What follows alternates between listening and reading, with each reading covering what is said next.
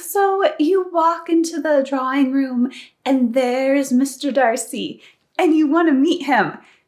But how do you do it? How do you get introduced to someone like Mr. Darcy, or really anybody in the 19th century?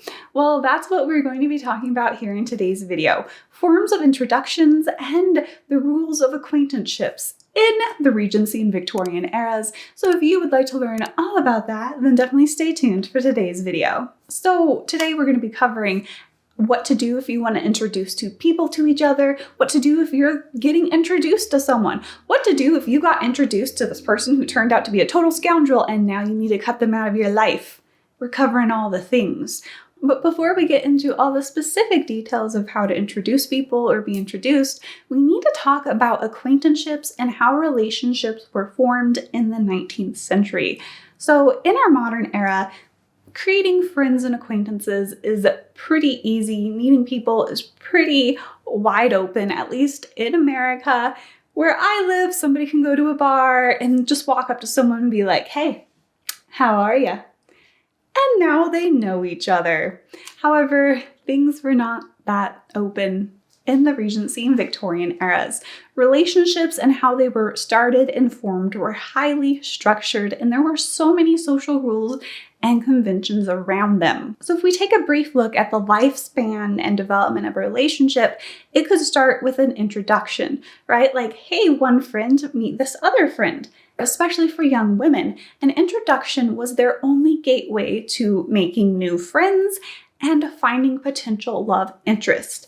They could not meet guys by themselves without a proper introduction from a mutual acquaintance. And that's one of the reasons why you needed to have good friends who had a lot of acquaintances who could introduce you to their acquaintances, and you could branch out your social circle. Now they're introduced. At that point in the relationship, it is now something called an acquaintanceship. This is the most basic level of a relationship in the Regency and Victorian eras, and it was still a very serious thing. There were rules and there were obligations. The most basic form of an acquaintanceship was something called a bowing acquaintance. For example, this is something we see mentioned in Persuasion. Sir Walter Elliot considers Captain Wentworth a bowing acquaintance, which basically means, yes, I technically know that person. We have been introduced. However, all we do is bow to each other or acknowledge each other on the street. However, a bowing acquaintance could possibly develop into a calling acquaintance, which is when you make social calls on each other, leaving cards. I have a whole video on social calls if you want to learn more about that level of a relationship. Now, of course, after a social call relationship is formed, you can start branching out to maybe inviting that person to dinner, inviting them to a ball you're throwing. Pretty soon, a close friendship can start forming between you and that person or between your families. But that's a basic overview of how a relationship could be started and then progress in the 19th century. Now, this is something we actually see in the very first few chapters of Pride and Prejudice. Mrs. Bennet is looking to start those acquaintanceships so that she can find husbands for her daughters. In fact, we see that is why she has Mr. Bennet go call on Mr. Bingley, because she's like, we need to start these acquaintanceships because after that can I invite him to dinner, and only after that can he marry my daughter. Now, while individuals and families wanted to make advantageous acquaintanceships in the era, they also wanted to avoid any acquaintanceship that might socially hurt them. Like I've talked about in previous videos, the era was highly based on connections, or who you knew, or also importantly, who you didn't know. Knowing the wrong people could reflect badly on you socially. For example, with that concept of a bowing acquaintance, if you got introduced to someone who was very socially beneath you, maybe had a shady reputation, now you had to bow to that person on the street. And when people saw you bow to that person on the street, they'd be like, oh, they know that person. What an embarrassing acquaintance they have. They must not be that socially superior themselves if they're acknowledging them. Having an embarrassing bowing acquaintance was quite a social burden in the era and something they actively avoided. In fact, people guarded their acquaintanceships. They guarded carefully who they would allow themselves to be introduced to in order to avoid social disgrace. We see that again with Sir Walter and Miss Elliot when they go to Bath. It says that they had drawn back from many introductions. Basically, someone was like, oh, let me introduce you to this person. It's like, oh, it's okay. Don't need that introduction. I don't need to be caught up into this acquaintanceship that requires me to acknowledge the other person's existence. And it's not just Jane Austen's characters who might want to think they're all that are very concerned with this. It's all of them, because this was a universal concern back then. In fact, we see, for example, Marianne and Eleanor in Sense and Sensibility. When they go to London with Mrs. Jennings, there's kind of a concern there of, will Mrs. Jennings introduce us to some embarrassing people? However, the book assures them that she visited no one to whom an introduction could at all discompose the feelings of her young companions. So she did not try to introduce them to anyone who was not socially appropriate for them to be introduced to. Okay, so now we've talked about what an acquaintanceship is and how it was a very serious, lifelong deal. You had to acknowledge that person for the rest of your life after being introduced to them, unless you administered something called the cut, which we'll get into later, but it was an extreme measure to be used very sparingly. So now let's talk about the introduction itself. Now, the first rule was that an introduction had to be made by a mutual acquaintance. Basically, someone who knew both parties had to be the one who introduced them to each other. Now, the role of being the introducer was high pressure, because when you introduced one person to another person, that was seen as a social endorsement. Basically, you were vouching for this person. So what happens if you introduce a young lady to Mr. Wickham? Or what if you introduce someone to someone they don't really want to meet at all, and now you've locked them into this lifelong acquaintanceship? Really, being the introducer was a high-pressure job, so let's talk about that role for a second. Let's go down the checklist of the things that you would need to consider if you wanted to introduce one person to another person.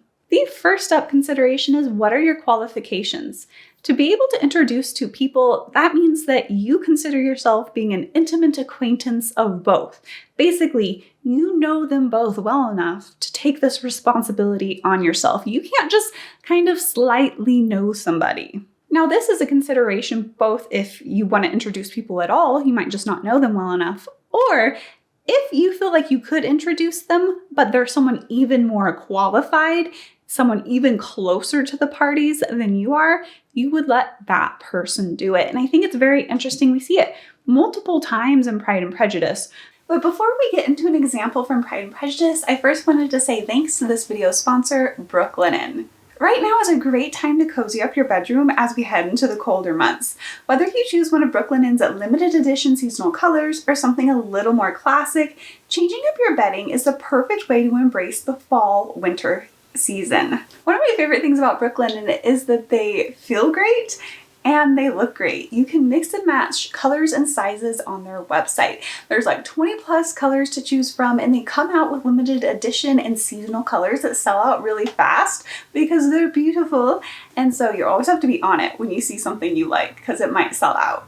I got their limited edition color Abyss in my pillowcases to really spice up the classic window pane set. Their best-selling Luxe sateen sheets are the ultimate bedding upgrade with a luxurious 480 thread count. I absolutely love how buttery soft they are and look forward to climbing into them at night. I also loved waking up in these sheets in the morning. They add just a beautiful dose of luxury to the start of the day. Right now, Brooklinen is having their Black Friday sale, and all Brooklinen items are 20% off through November 29th. You can even save more by stacking this with their bundle discount, so I'd recommend getting a hardcore bedding bundle like I did. Right now is the perfect time to refresh your bedding or dive into buying gifts because it's their largest sale of the year. Now, let's go back to talking about Pride and Prejudice. For example, when it comes time for Elizabeth and Charlotte Lucas's father and sister to be introduced to Lady Catherine de Bourgh, who does the introducing? Mr. Collins? No, Mrs. Collins does. We see there that Mrs. Collins had settled it with her husband that the office of introduction should be hers. Basically, Charlotte, as being the closer party to her best friend and family, was the better person to introduce them. Though, of course, if Charlotte had not been there, Mr. Collins would have been the most qualified person in the room. But this is the basic first checkpoint. Are you close enough, and are you the closest party available? The second factor you need to consider is the characters of both parties. Again, since an introduction is a social endorsement, you need to make sure that the people you're endorsing are worthy of it. Now, this is something very interesting. In the 2005 version of Pride and Prejudice, how do Wickham and Lydia meet? Well, in the movie, they have her and Kitty throwing handkerchiefs so that they can meet soldiers and officers without a formal introduction. Now, this was a behavior that was actually done in the 19th century. This is how young ladies would sometimes try to circumvent the formal introduction process. However, a young gentleman of good character would not allow this to happen. He would pick up that handkerchief, return it to her, and then maybe say, "Good day," move on, because he would respect the fact that he was not introduced to her and he would not try to circumvent that. However, did all young men do that? No, of course, because they were like, yeah, I want to meet her too. This is our perfect excuse. Now, while this was a behavior that did happen in the 19th century, that's not what actually happens in Pride and Prejudice. In Pride and Prejudice, Lydia and Wickham meet through acceptable social channels. First, Lydia is introduced to Captain Denny by her uncle. So there's the acceptable mutual party. Now that Lydia knows Captain Denny, he introduces her to Wickham. So again, another socially acceptable introduction. The third thing to consider in making an introduction is, will these two people appreciate knowing each other? Again, you're about to lock these people into a lifelong acquaintanceship. You'd better make sure that they're going to get along. In fact, some of the social manuals in the 19th century say things like, you should have good reason to believe that the acquaintance will be agreeable to both before introducing any persons to each other, or that they should be likely to appreciate each other. And of course, it is neither necessary nor desirable to introduce everybody to everybody, and the promiscuous presentations sometimes inflicted upon us are anything but agreeable. You confer no favor on us, and only a nominal one on the person presented, by making us acquainted with one whom we do not desire to know. So this is a major point. You need to make sure that both parties would like to be known to each other. Now, when it comes to making sure that both parties are mutually agreeable, if you're just really close to both parties, you might be able to wing it, right? You can be like, this is my best friend and this is my sister. I know that they'll like each other. I know they want to meet each other.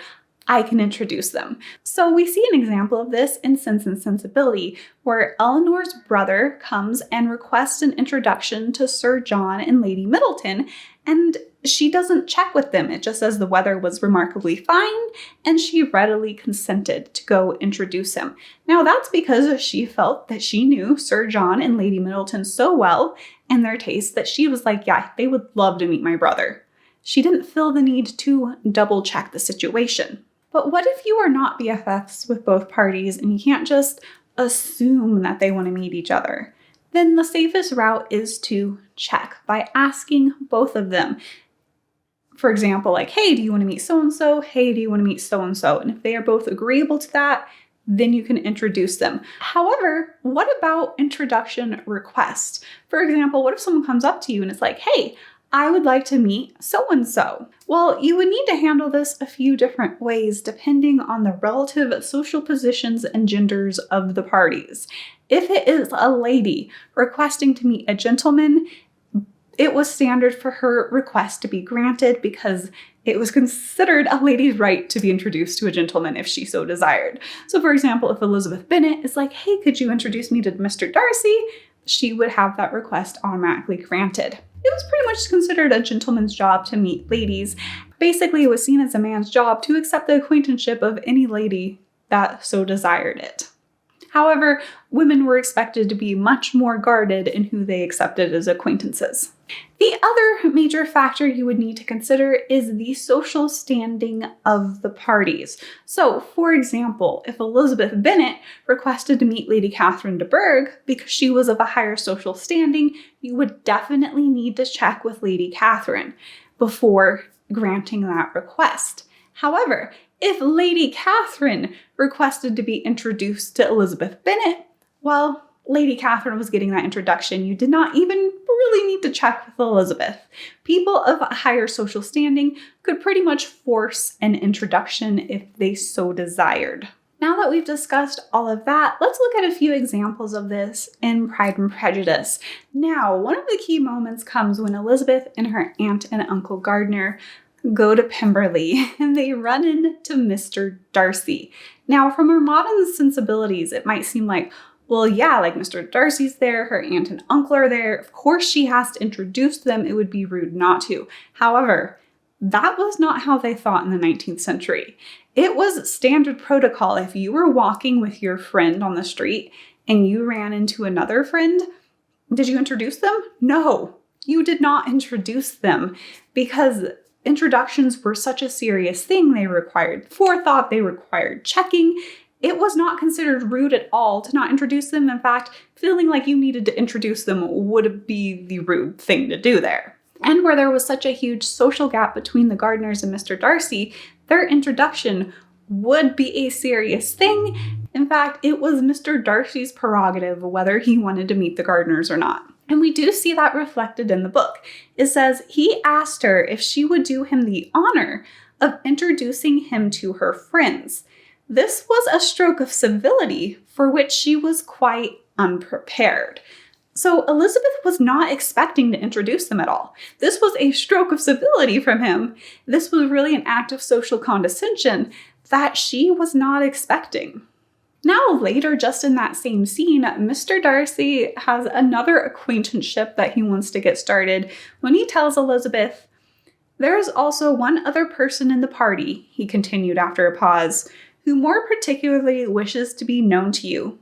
Will you allow me, or do I ask too much, to introduce my sister to your acquaintance during your stay at Lambton?" The surprise of such an application was great indeed. So here we see Mr. Darcy asking if it would be okay to introduce his sister to her. Now, that might seem very basic to us, but here it's actually a huge mark of social respect for Elizabeth. The fact that he's checking with her at all. He could have thought, you know what, I think my sister is the social superior here, thereby I'm just going to introduce her to Elizabeth without checking. Of course, he doesn't do that though. By checking, it was a mark of social respect. The second thing is the fact that he wants his sister to start an acquaintanceship with Elizabeth at all shows that he's, again, vouching for Elizabeth. He thinks Elizabeth is of a good enough character and a good enough social standing to be an acquaintance of his sister. And we see just a little bit later, it says, it was gratifying to know that his resentment had not made him think really ill of her. So we really do see Elizabeth connecting this idea of a social introduction request to how Mr. Darcy views her as a person. So those are two examples where the forms of introduction are really being upheld and respect is being shown. However, there is another famous scene in Pride and Prejudice where all the rules get broken. And that is, of course, at the Netherfield Ball when Mr. Collins decides, you know what? I'm going to introduce myself to Mr. Darcy. So Mr. Collins decides, because he is a clergyman, and he thinks special social rules apply to him, even though nobody else in the world agrees with him on this. And that's not really a thing, but he has delusions of grandeur, that he can introduce himself to Mr. Darcy.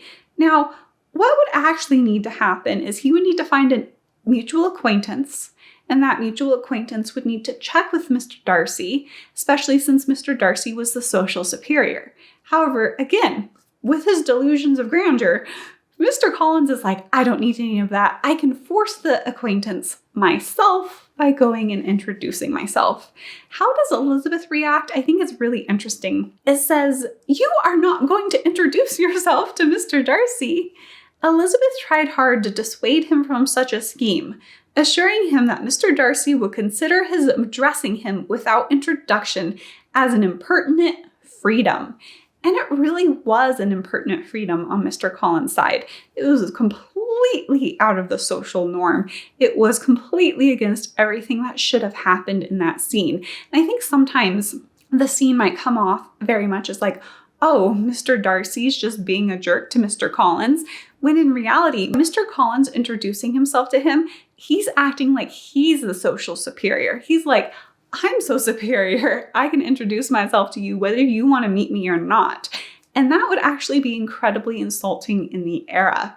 And that's one of the reasons why Elizabeth watches this scene unfold with such pain, because she knows what Mr. Collins is doing is super embarrassing and wrong. And of course, he's going to go do it to a guy that she knows is already kind of proud, not going to accept that behavior very well. Now that we've covered all the rules around acquaintanceships, let's get down to the actual nitty-gritty details of how to make an introduction. We're going to be covering what to actually do at the moment of an introduction from the introducer's perspective and both a lady and a gentleman's perspective of meeting someone new for the first time.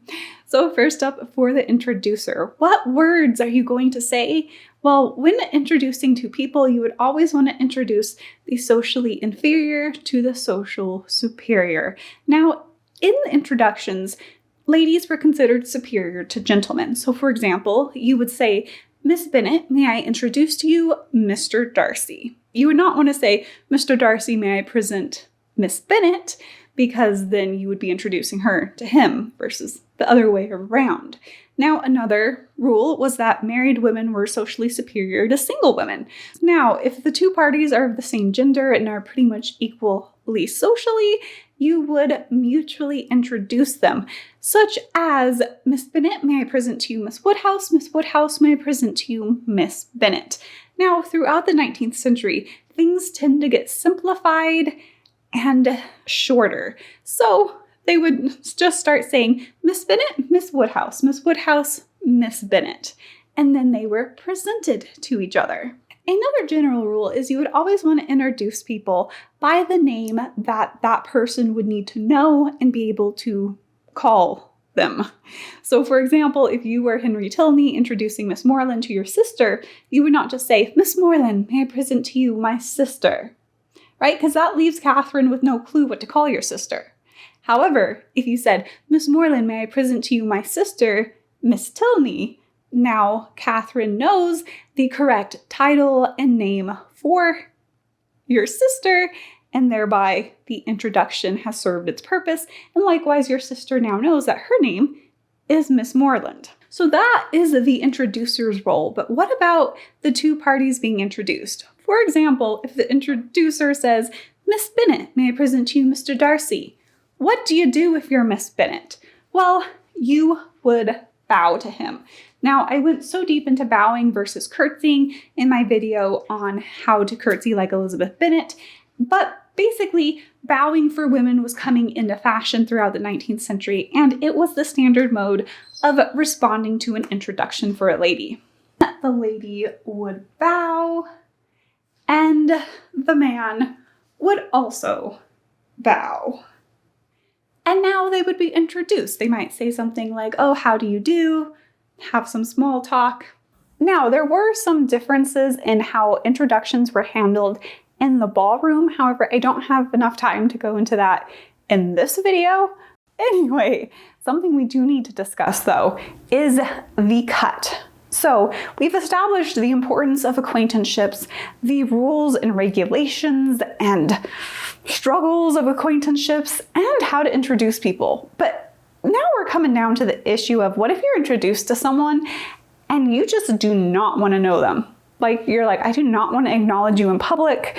Maybe they did something despicable. For example, Willoughby has a lot of people who no longer want to know him in Sense and Sensibility.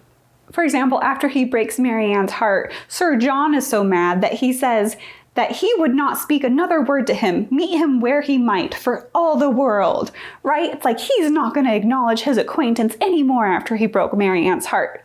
Well, what Sir John is planning to do is called the cut. So cutting was serious back in the day, but basically it was cutting off that relationship. This was an extreme move that a lot of people were very hesitant to do. Now, there were lesser ways to sort of like cool down a relationship, such as if someone calls on you, not returning their call. If you see them in public, just doing like sort of like a very serious, somber bow instead of like a friendly bow might give them the hint of like, you know what, I'm not really into our relationship. However, sometimes people felt the need to take it to the next level, such as Sir John and Willoughby. It's like, no, we're cutting off this acquaintanceship right here and now. Now, exactly how would someone administer the cut? Well, basically, a person would ignore the other person in public, but this is very important. You needed to make sure that that person you're ignoring knows that you are in fact ignoring them. So if you see someone on the street that normally you would bow to, but you're like, you broke Marianne's heart, I'm not bowing to you anymore, you wouldn't simply look away and ignore them. You would need to make eye contact with them, establish the fact of like, yes, I do in fact see you, and now I'm gonna ignore you. Because otherwise you were not supposed to just jump to the conclusion that people were cutting you, right? Because if somebody just doesn't see you and doesn't bow to you, they might just have not noticed you, they might be distracted, they might have poor eyesight, maybe they didn't recognize you, maybe you had a new hairstyle, and it was very bad social etiquette to assume someone cut you without them actually cutting you. So that's where making sure the eye contact happens was really important. In fact, we see an example of the cut being administered in Pride and Prejudice. So in that scene where Bingley and Darcy end up running into the Bennet girls while they're out and about, and they're like, hey, and then all of a sudden Darcy notices that Wickham is with them. And this is the first time he's seeing Wickham in the neighborhood. It says this: Elizabeth, happening to see the countenance of both as they looked at each other, was all astonishment at the effect of the meeting. Both changed color. One looked white, the other red. Mr. Wickham, after a few moments, touched his hat, a salutation which Mr. Darcy just deigned to return. What could be the meaning of it? It was impossible to imagine. It was impossible not to long to know. So in this scene, we see Mr. Darcy and Mr. Wickham, they both clearly see each other. And Mr. Wickham acknowledges Mr. Darcy by touching his hat. However, Mr. Darcy cuts him in front of all of the Bennet girls. This was a serious cut right there. And of course, Elizabeth is like, I want to know the gossip. What just happened there? But it's just very interesting that the cut was in fact administered, and if anything, Wickham definitely deserved that after what he did with Georgiana.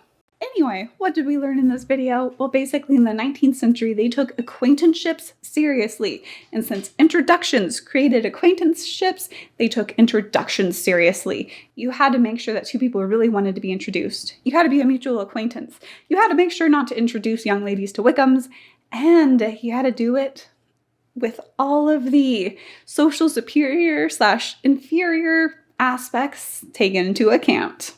Sponsors of Ellie just popping back in to remind you that Brooklinen is currently having their Black Friday sale through November 29th. And you can save even more by stacking this with their bundle discount, like getting the hardcore bedding bundle like I did. Brooklinen also has a perfect gift for anyone in your life. For example, this I'm wearing right now is a super plush robe.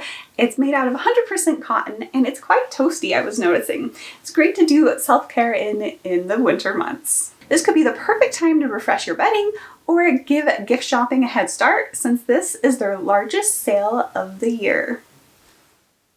It's so squishy. Squishy.